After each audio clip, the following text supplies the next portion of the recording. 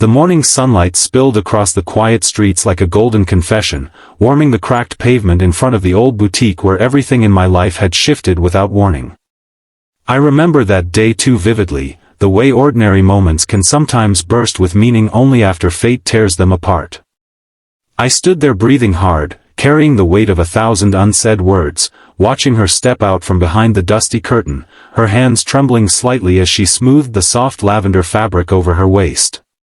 In that instant, everything else faded, the distant honking from the road, the whisper of passing wind, even the dull ache that had lived inside my chest for months. All I could see was her. And before I realized it, before caution had the chance to step between us like it always did, she looked at me with uncertain eyes and asked softly, "Do I look good in this dress?" My heart, bruised and stubborn, answered for me. "I just can't take my eyes off you." Play button if you believe kindness and second chances still matter in this world. Please like, comment, share, and subscribe to Stories of Kindness to help these stories reach more hearts. Her name was Aria Miran, a woman with a quiet strength that hid beneath layers of patience and unspoken sorrow. I had first met her 6 months earlier in a local shelter's volunteer program. She wasn't like the others who came for their required hours or for photo opportunities to polish their reputations. Aria came early, stayed late, and moved through the worn-down hallways with a gentleness that felt like it could stitch broken people back together. I like to think she stitched me too, though she never knew how deeply I needed it.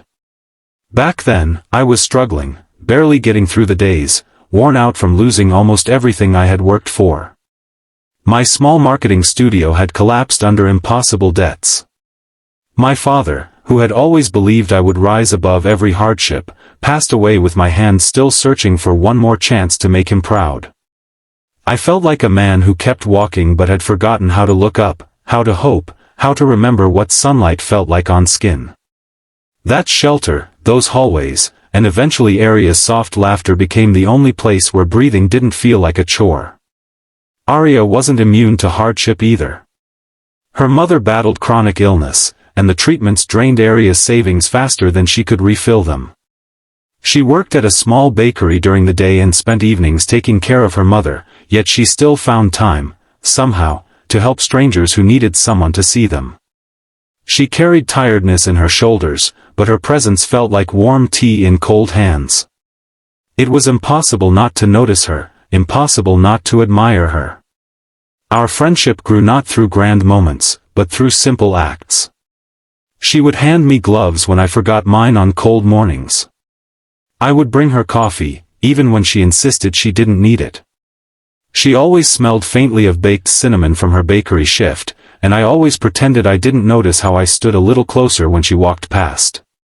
She never seemed to realize how deeply she affected people, and perhaps that humility was what made her shine even brighter. Then came the day everything changed, the day of the dress. The shelter was hosting a weekend donation drive, and Aria had taken on the task of organizing a clothing rack near the entrance. She found the lavender dress tucked between faded coats and children's shirts, its fabric still smooth and barely worn. A donor must have dropped it off unknowingly.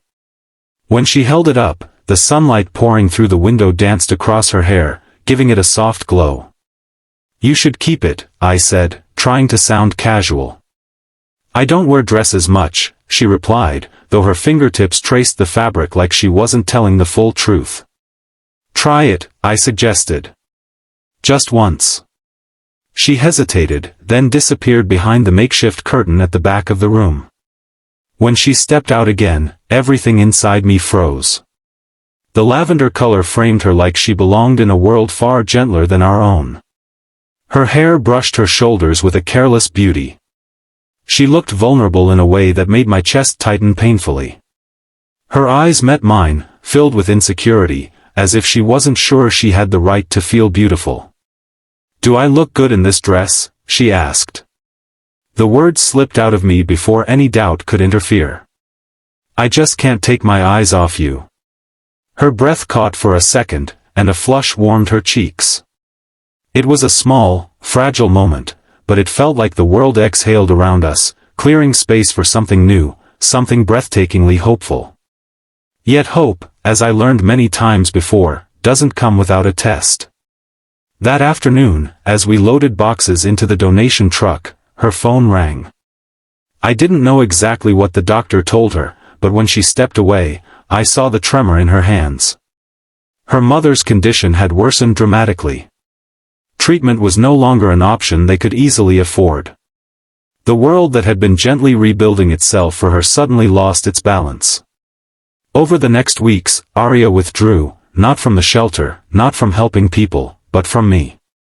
She smiled politely, laughed when required, and brushed away any attempt I made to ask if she was okay. She began selling extra shifts at the bakery, taking on catering work, and even cleaning houses late at night.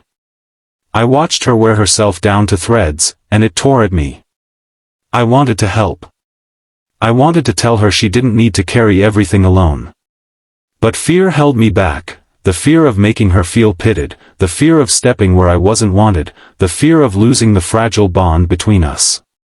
Then one early Saturday morning, while she was arranging donated food boxes in the storeroom, her hands suddenly stopped mid-air. The color drained from her face. Her breathing stuttered.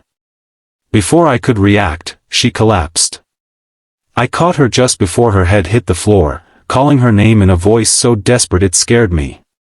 At the hospital, the doctor explained that exhaustion and malnutrition had pushed her body over the edge. She needed rest, real rest, not fractured hours borrowed between responsibilities.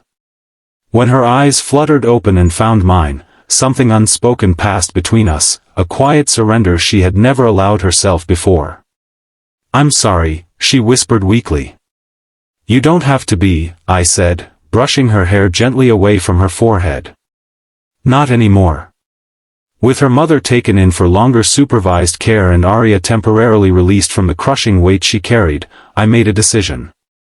I sold my last remaining equipment from the business I lost, equipment I had been holding onto as a symbol of who I used to be. It hurt, but not as much as watching her struggle alone. The money wasn't life-changing, but it was enough to support her mother's treatments and give Arya room to breathe. When I told her, she cried, not the soft, restrained tears she usually allowed herself, but full, uncontrollable, heartbreaking sobs. She clung to my shirt as if afraid she'd fall again. I didn't tell her how her pain felt like my own or how helping her had reminded me what purpose felt like. I only held her until her breathing steadied,